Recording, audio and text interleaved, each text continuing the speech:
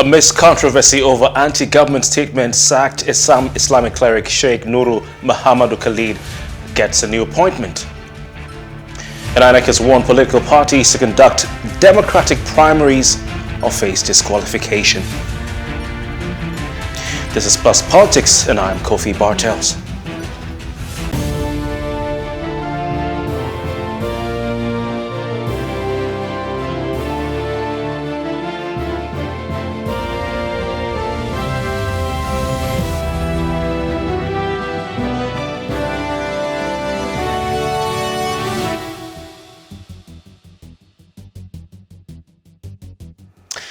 Welcome back. Ahead of the 2023 general elections, the Independent National Electoral Commission, Nigeria's electoral umpire, has advised political parties to ensure their primaries are properly conducted in line with relevant laws. I.N.E.C's National Commissioner and Chairman, Information and Voter Education Committee, Festus Okoye, earlier warned that the electoral agency umpire will not hesitate to disqualify parties in primaries that do not adhere strictly to the principles of internal democracy.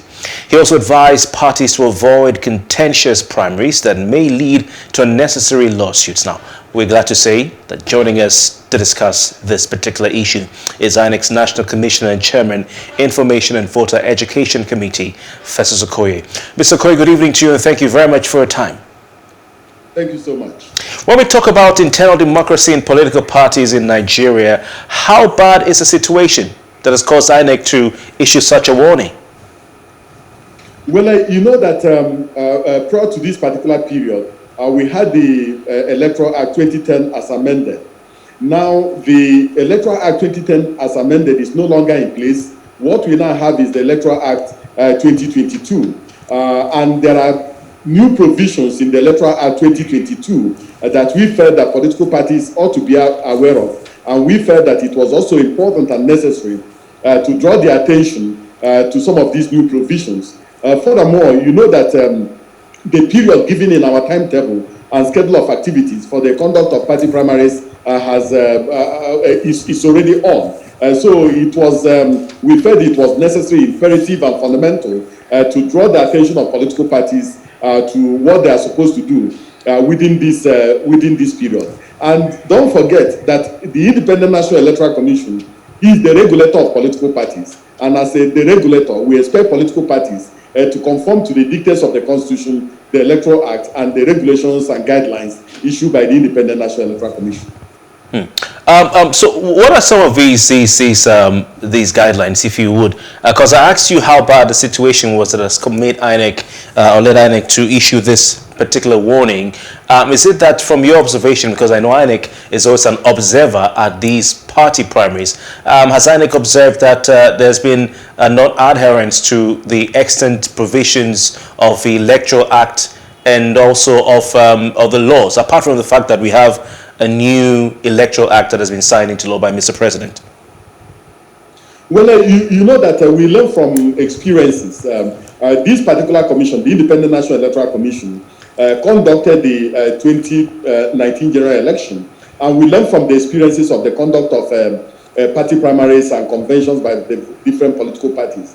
And you're also aware that we have conducted so many off-season governorship elections within that particular period. We had the Edo governorship election, we had the Ondo governorship election, we had the Anambra governorship election, and we're also going to have the Ekiti and Osun governorship elections. And we've had so many off-season, so many by-elections. So it is a cumulation of the experiences that we gather from these by-elections and off-season elections, as well as our review of the 2019 general election that led to this particular situation. So we just felt that it was necessary to draw the attention of political parties to what they are supposed to do. Yes, the conduct of party primaries, the conduct of conventions, and the conduct of congresses and meetings is within the domestic realm of political parties. They must conform to their regulations relating to their regulations and guidelines relating to the conduct of party primaries. They must also conform to the dictates of their constitution in conduct of party primaries. But more fundamentally, they must also conform to the provisions of the Electoral Act 2022, as well as the provisions of the Constitution. So it is important for them to balance all these things and make sure that in the conduct of their party primaries, they don't offend the provisions of the Constitution, the law, and our regulations and guidelines guiding the conduct of party primaries going forward. All right, Mr. Okoye, you've talked about the Nigerian Constitution as amended. You've talked about the new electoral law, and you've also talked about the internal constitution of the political parties. So does this mean that parties are allowed to decide how they want to conduct their primaries? What if the constitution of a party and what it says can constitute its primary is at variance with the Electoral Act, the new Electoral Act, and then the Nigerian Constitution? What about that? Well, the political parties, you know that in terms of the hierarchy of laws, the constitutive legal instruments for the conduct of elections in Nigeria revolves around the Constitution of the Federal Republic of Nigeria, 1999 as amended, which is the fundamental law of the land. Every other law derives its potency, derives its power, and derives its efficacy from the Constitution. Now, the Electoral Act is subordinate to the Constitution, but it is also a law that governs the rules and regulations and procedures for the conduct of elections. Then we have our regulations and our guidelines and manuals that have the force of subsidiary legislation. So the constitution of the political parties is subordinate to all these laws and regulations that I have mentioned. So if there's a conflict between the provisions of the constitution of a political party and the provisions of the Constitution of Nigeria and the Electoral Act, the Constitution of Nigeria and the Electoral Act, we prevail. The Section 82 and Section 84, as well as Section 29 of the Electoral Act 2022, have made very clear provisions on what a political party needs to do when it wants to conduct primaries for the purpose of nominating candidates. It has provided three procedures. One, you can have direct primaries. Two, you can have indirect primaries. Three, you can have a consensus arrangement. And the consensus arrangement has been provided for under the law.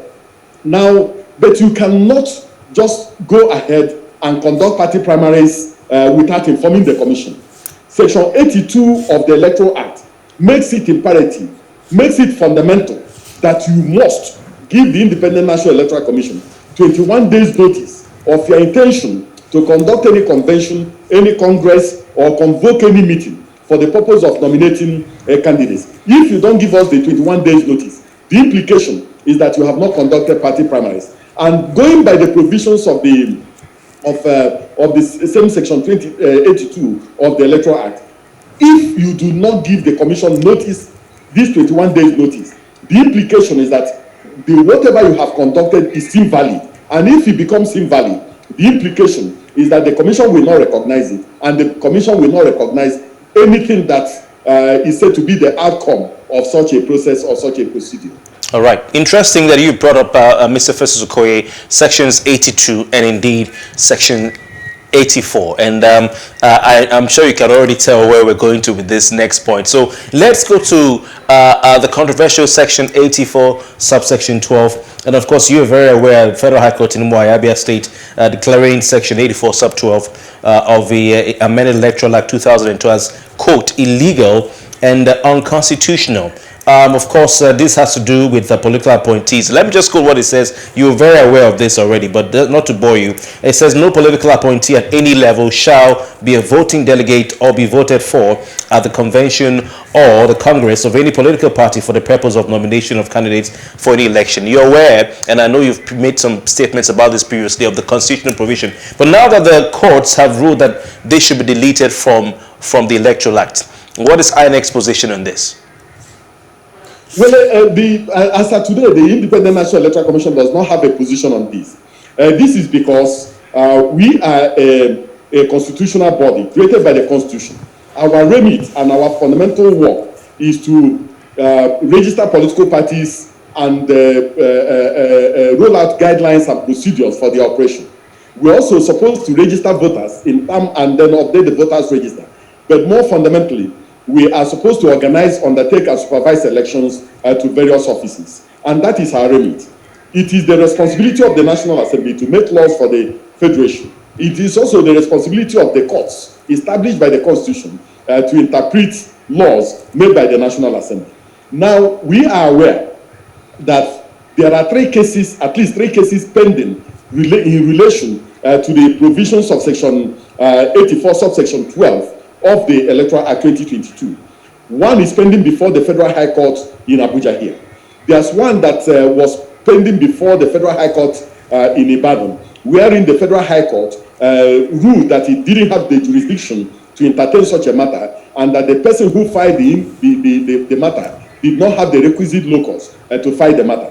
And then you had the one in I.N.E.C. But fundamentally, you can see that the Independent National Electoral Commission is not really affected by the provisions of Section 84, subsection 12. It is within the compass and the remit of the political parties to make a decision and make a determination whether they want to obey the injunction given by the Federal High Court in Abuja, or they want to obey the judgment of the Federal High Court in I.N.E.C, or whether they want to be bound by the decision of the Federal High Court that sat in Ibadan. But fundamentally, it is the political party is their business to resolve, and also is the business of the Court of Appeal and the Federal High Court to make a determination on the way forward. But the Commission does not have anything directly to do with the provisions of Section 84, subsection 12 of the Electoral Act.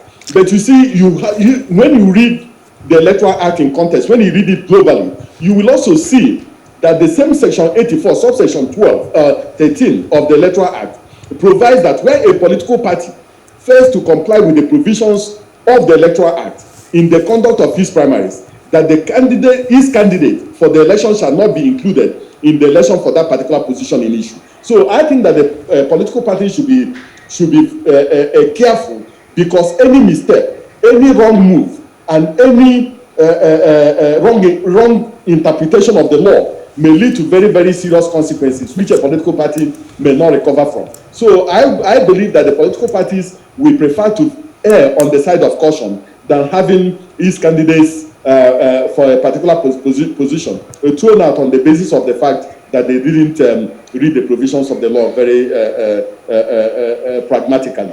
Okay, so what you're saying, Mr. Festus Okoye, National Commissioner of Voter Education of the Independent National Electoral Commission, what you're saying is that the political parties should decide what to do, that I.N.E.C does not have a position on this, but that it's better for them to err on the side of caution.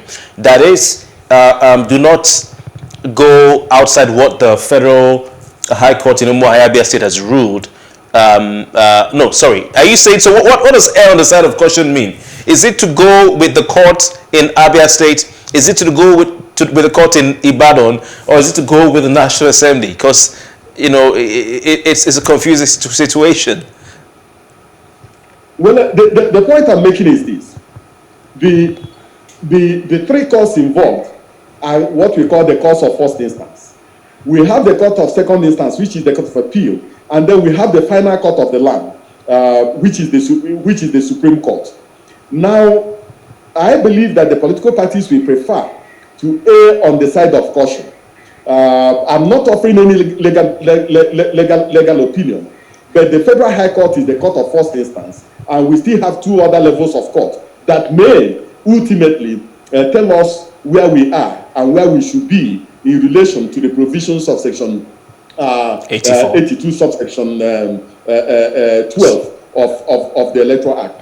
Now, I think that there are also other provisions. If you also look at Section 77, subsection 2 and 3 of the Electoral Act, it also provides that every political party must maintain a membership register, both in hard copy and in electronic form, and that 30 days before the conduct of party primaries, that every registered political party that wants to conduct party primaries must make available to the Independent National Electoral Commission, in both hard and electronic copy, the register of its members that will be used for the conduct of the election, whether it's a delegate election or whether it's a direct election. So you need to also read the provisions of the Electoral Act globally to see that any slight mistake, any slight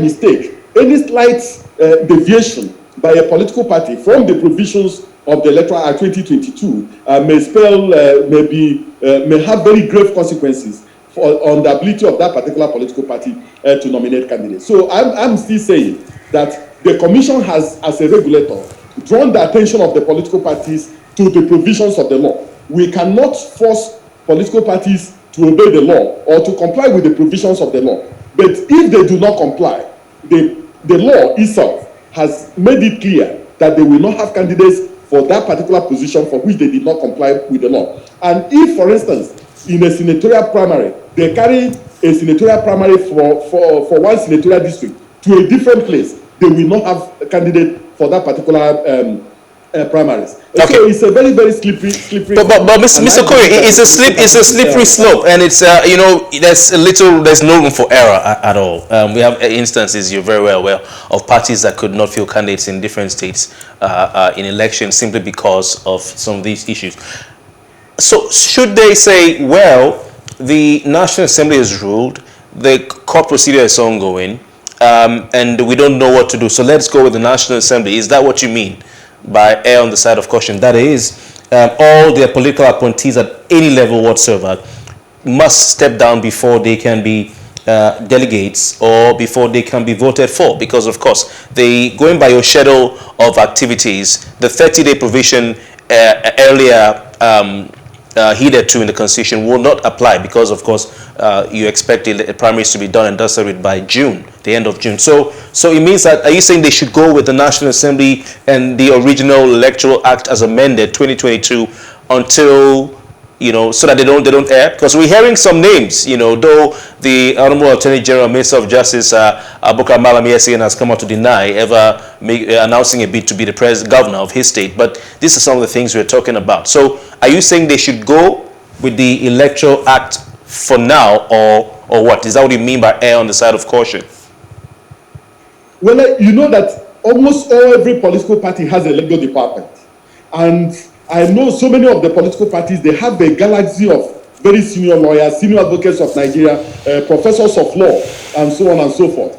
I believe that it is important for all of them to go and sit down as a party and then advise themselves in relation to the provisions of the law. The Electoral Act 2022 is different. Let me repeat, the Electoral Act 2022 is different from the Electoral Act 2010 as amended.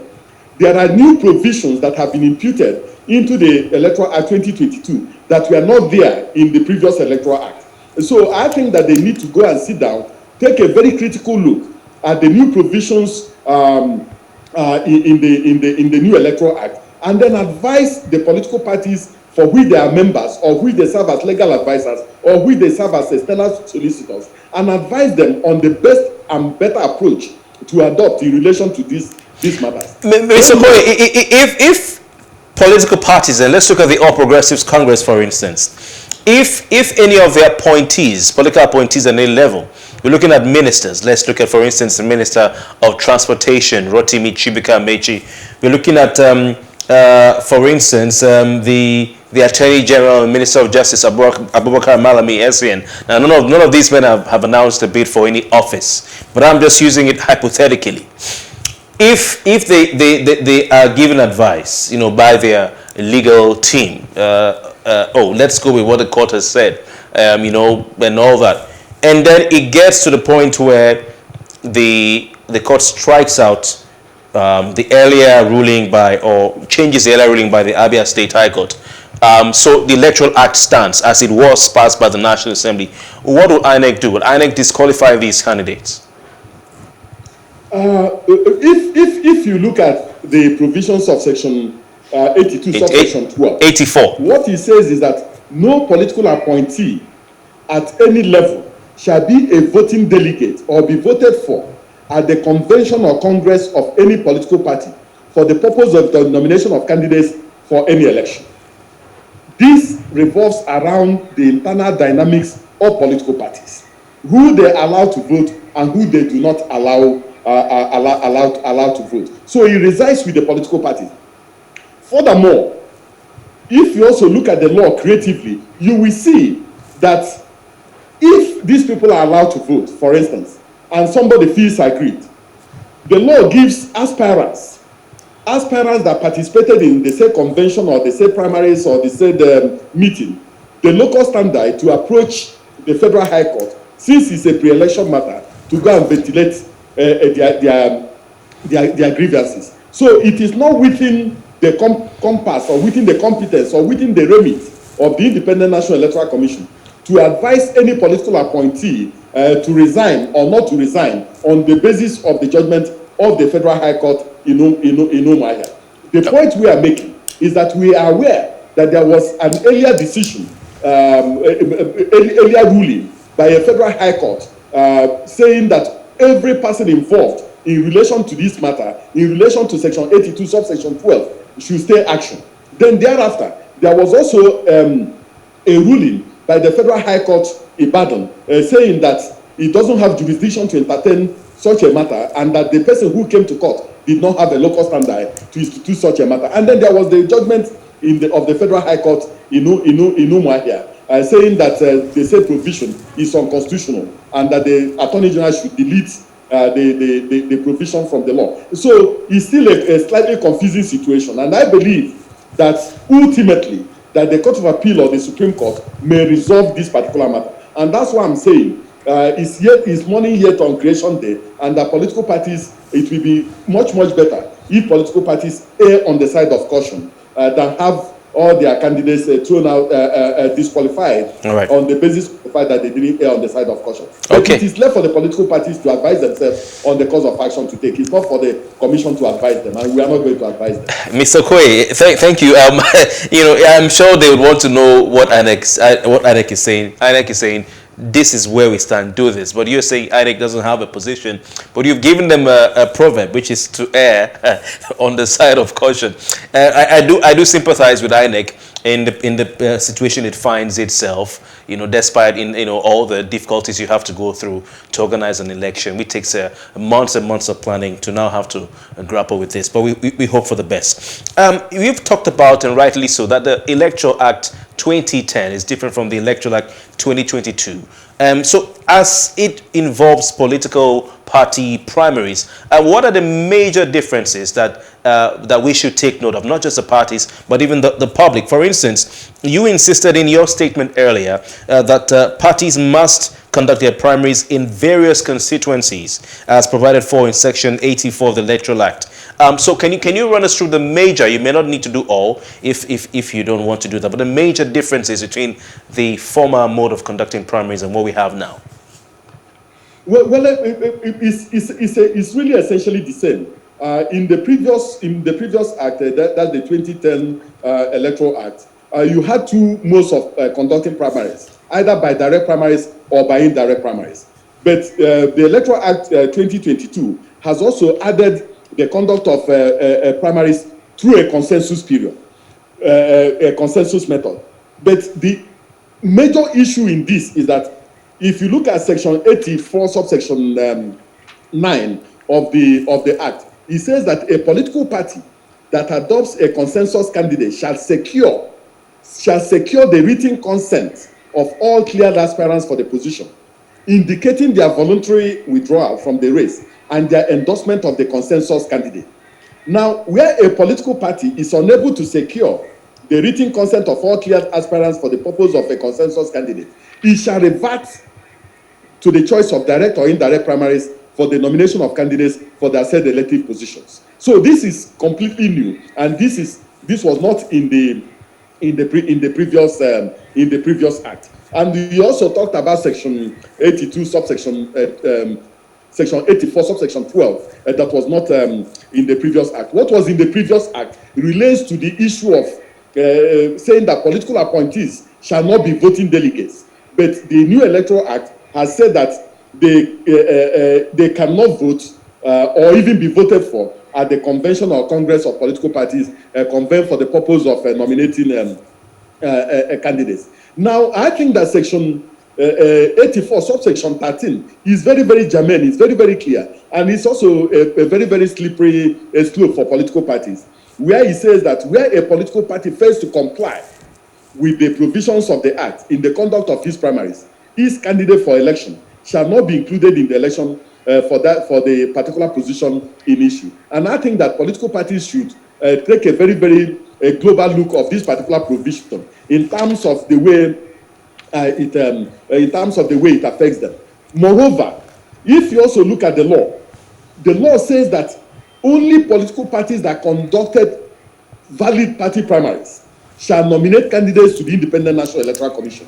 In other words, if you don't conduct primaries within the confines of the timetable and schedule of activities released by the Independent National Electoral Commission, the implication is that you didn't conduct party primaries and you will not be expected to submit the list of personal particulars of any candidate to the commission. Secondly, if you conduct primaries for a state constituency and you go outside that particular state constituency to go and conduct primaries for a particular state constituency, the implication is that you have not conducted any election and the commission will not accept the list and personal particulars emanating from such conduct.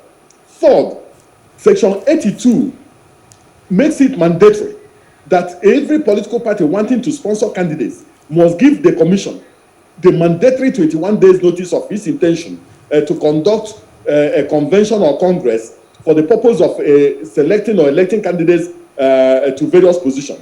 If you don't give the commission that 21 days notice, whatever you do is invalid. And the implication is that you will not be expected to nominate or submit the list and personal particulars of candidates for this particular election. For that particular election. So I believe that political parties should take a very close and global look at the provisions of the Electoral Act 2022 and advise themselves accordingly, and then comply with the dictates of the Constitution and the Electoral Act. Because if they don't comply, this particular commission will not bend backwards for any political party. Moreover, most of our processes and procedures are electronically done. So we don't have any personal interface with political parties in relation to some of these things. The moment the date for nomination closes, the nomination portal will just shut down and no political party can access it anymore. And political parties should also be very, very careful about nominating candidates that are not of age. They must pay close attention to the provisions of the Constitution relating to age.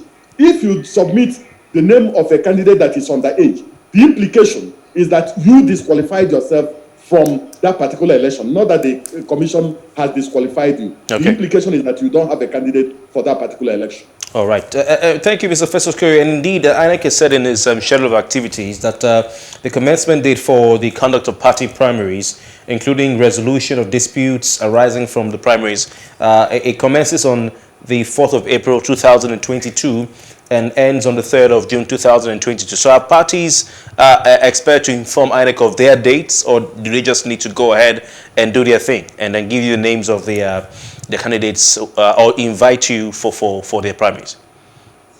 They must give us the requisite 21 days notice.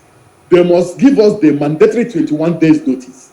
The law, Section 82 Section 82 of the Act provides that it says every registered political party shall give the commission at least 21 days notice of any convention, congress, conference or meeting convened for the purpose of merger and electing members of its executive committees, other governing bodies, or nominating candidates for any of the elective offices specified under the Act. Okay. And Section 82 subsection 5 provides that it says failure of a political party to notify the commission as stated in subsection 1 shall render the convention, congress, conference or meeting invalid.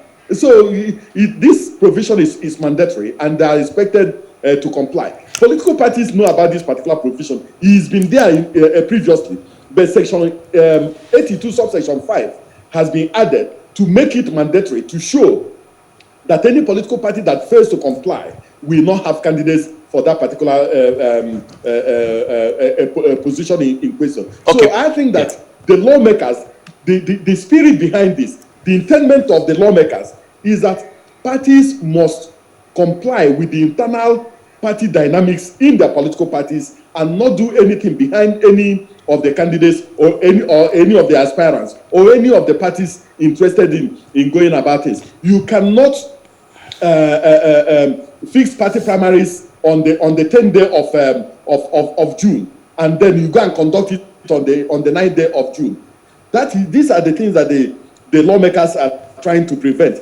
They want some level of certainty, don't want any form of ambiguity, and also they don't want anybody to use discretion to undermine or undercut or violate the provisions of the law, and then cut off some aspirants from having their intentions of participating in primaries cut short. All right, so I think that the intention is very, very clear, and the lawmakers are members of political parties, and they knew what they were doing, and the commission supports that we should have internal party democracy in all the political parties, and as a regulator, we are determined to monitor the processes and procedures and for the conduct of these party primaries, and we intend to do the right thing. Okay. Nigerians. Just before we move away from the issue of party primaries, you did say earlier that the primaries must be conducted in all the constituencies as provided for in Section 84 of the Electoral Act. Are you talking about the primaries to elect delegates for the convention or the main primaries of the party? And is I.N.E.C going to monitor all the primaries of the different political parties? I think we have 18 of them right now at all their constituencies.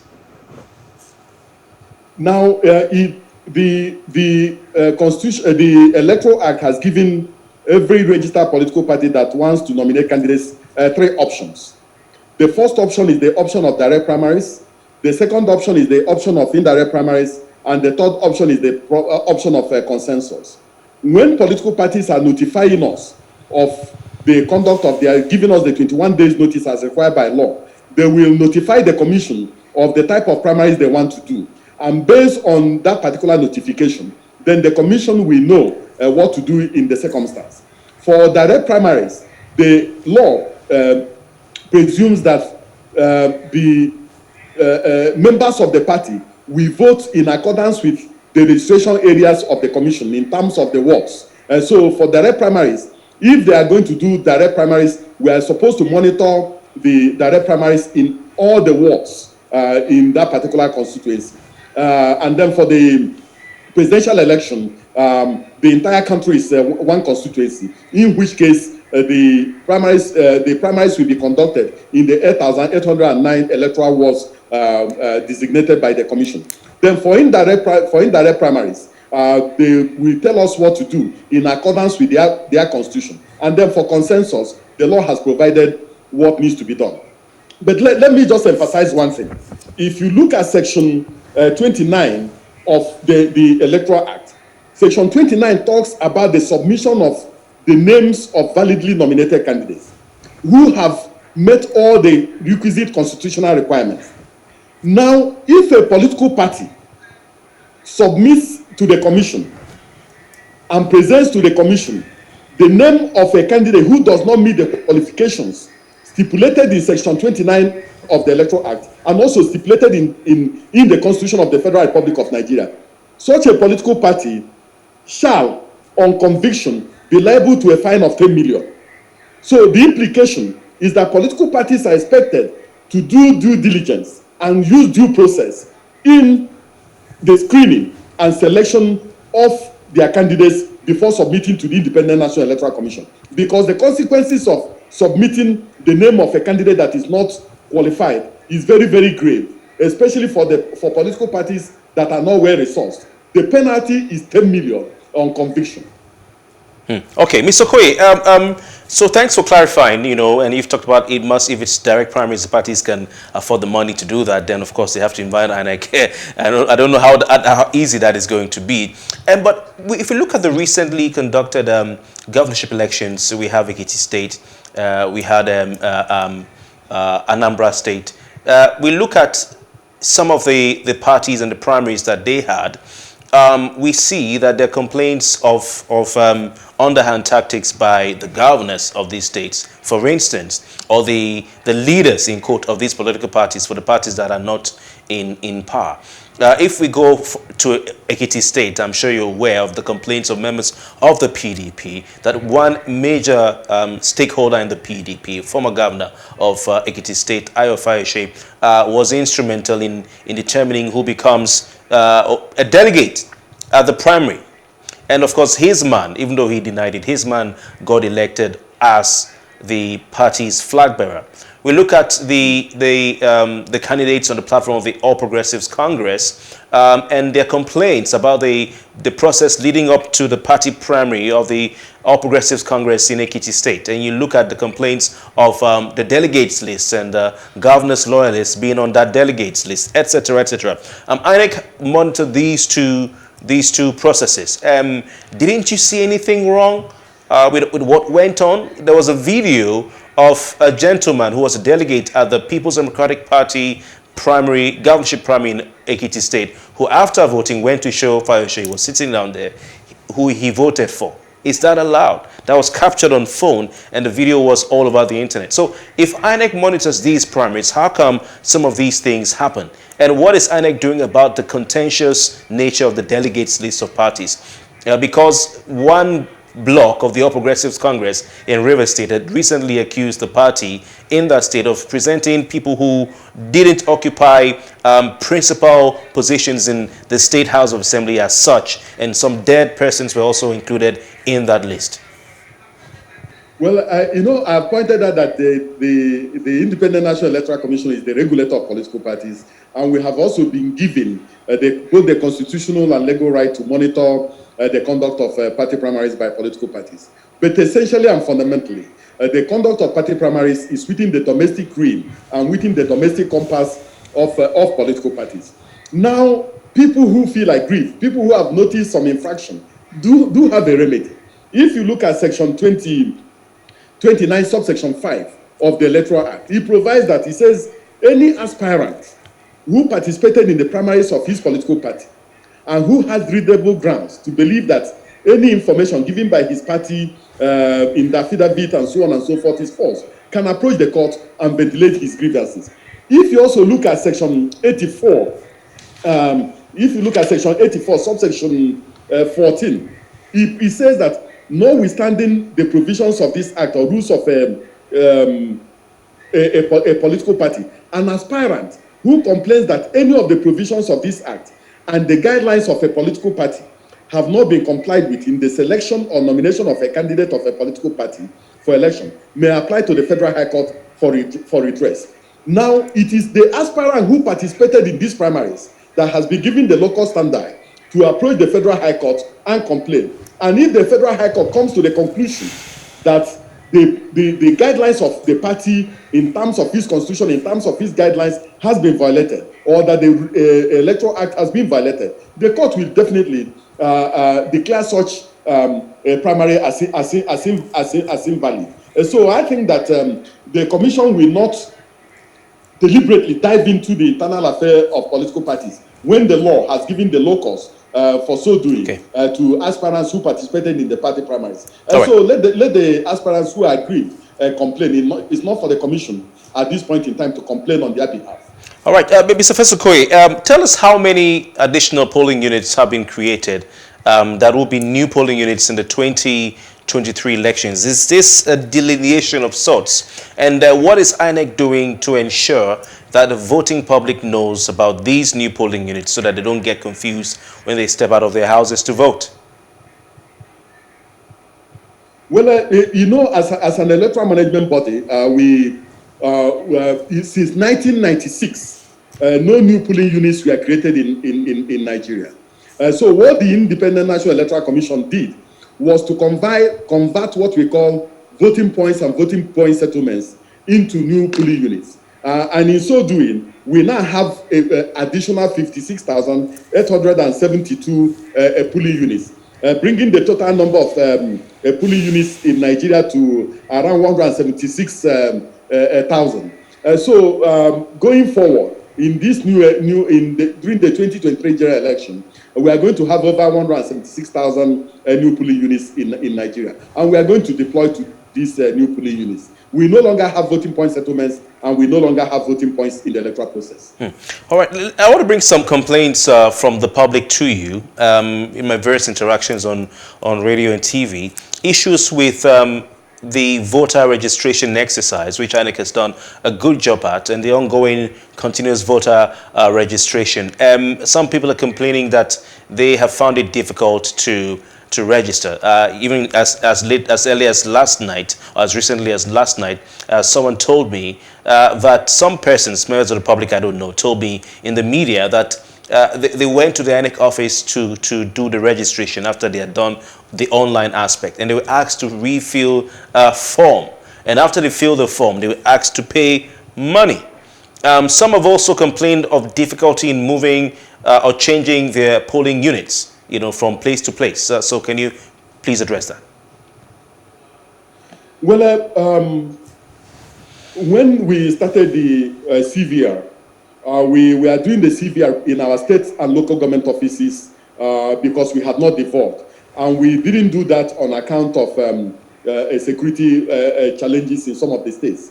We've had a meeting with almost all the political parties, civil society groups and organizations, with the media and with the Interagency Consultative Committee on Election Security, and we decided to now devolve further to the various registration areas on a rotational basis. And that's exactly what we have been doing.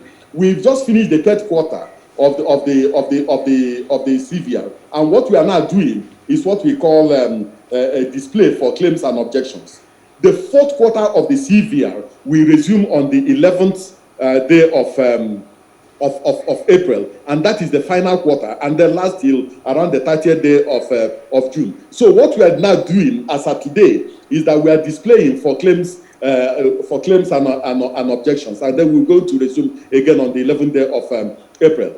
Now, if any individual goes to any of our offices for purposes of registration and the person is asked to pay money, on our platform the person can report, and we are going to deal decisively with any individual that engages in such act. If we verify that such an information is correct, nobody is permitted to ask for money in order to register any voter.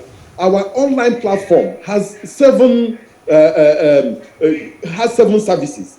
The first service is in relation to new registrants, those who have never registered before, or those who have come of age and now want to register. Such persons can go to the platform, do their pre-registration, and then go to our state and local government offices to go and capture their biometrics. Then for those who have lost their PVCs, they can also access the platform, and then we will print a new PVC for them. For those whose PVCs have been defaced, they can also do the same thing. Those who are looking for who have registered previously and who are looking for where their PVCs are, can also access our platform, and then they will know whether their PVCs are there or is there or not. And then if it's not there, they can complain, and we print a new PVC for them. So we have different platforms also in relation to those who want to transfer from one place to the other. In the coming days, the chairman of the commission will address a press conference and then tell those who registered during the first, second, and third quarter when they will pick up their permanent voters' cards before we now get to the last and final quarter. My plea is that we are moving around the registration areas on a rotational basis. People should seize the opportunity of registering. We do not want a situation where we will get to June, there will be a surge, there will be a deluge of persons who want to register. But if anybody has complained in relation to some of our services, the person should complain, and we are definitely going to treat their complaint with some level of dispatch. All right, but you are saying for those who want to move from one polling unit to the other, they can do that online? Definitely, yes. What we will now do is that the resident electoral commissioner and the electoral commissioner will assign them to their new polling units, cancel their previous polling unit, cancel their previous registration, and then print a new PVC for them, and then transfer them to the new place where they have migrated. And all this can be done online on the platform?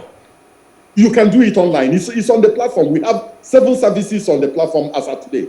Okay, all right. And you've said that I.N.E.C doesn't have a definite date for when the PVCs will be distributed to Nigerians, but you're saying the national chairman will announce this in the press conference soon? Definitely, yes. All right, all right. So many questions to ask you, but very little time. We would like to have you back again soon, Mr. Festus Okoye, but thank you very much for your time. I appreciate this opportunity. Right, and we've been speaking with the National Chairman Information and Voter Education at the Independent National Electoral Commission, Festus Okoye. It's about to get a bit more busy for him than it ever has been. Thanks for joining us, and that's the size of a package right here on Plus Politics. But we leave you with what Nigerians think can be done to have better elections in the country. I return tomorrow. My name is Kofi Bertels. Thanks for watching.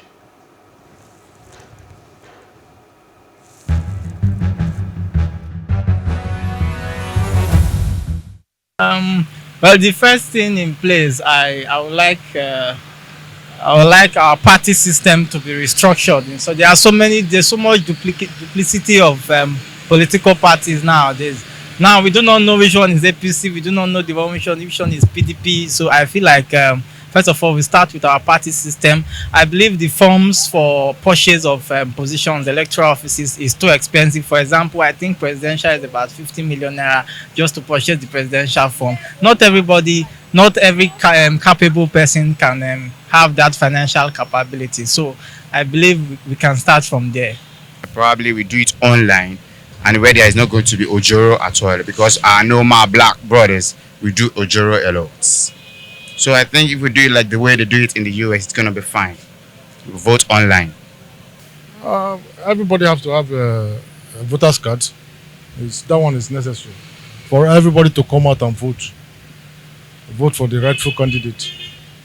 But as of now, if they can bring out the rightful candidate here. For us to have a better election, I believe that there should be free and fair election. They should allow people should not vote based on the party. I mean, they should vote for the individual the contestant that they believe that he is going to perform. So people should not just judge based on the party, but they should judge the integrity of the contestant. I believe if people can have that kind of mindset, we can have a better election.